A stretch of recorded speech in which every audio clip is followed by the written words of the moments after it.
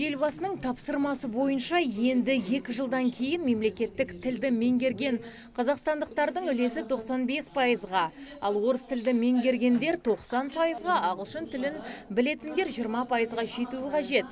Сабақты ағылшын тілінде жүргізуге қатты талпыныс жасалып, еліміздің 153 мектебінде физика, химия, биология және информатика пәндері ағылшын тілінде үйретілуде.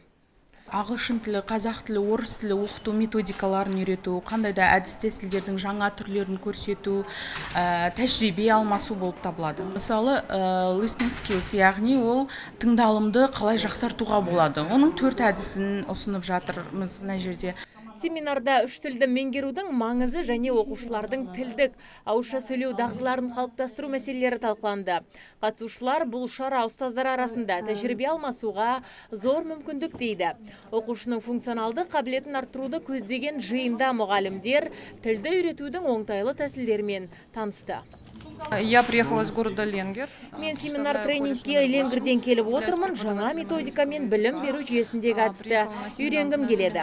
Негізгі келуімнің мақсаты да осы. Осындай шараға алғаш қатысуым. Нәтижесі болады деген үміттемін.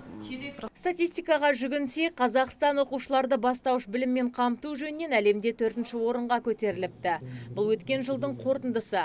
Сондай-ақ жалпы білім беру бойынша 44-тен 35-ші орынға жоғарылаған. Азиза Мадияр, Антон Семенов, ТВК телеарнасының жаңалықтар қызметі.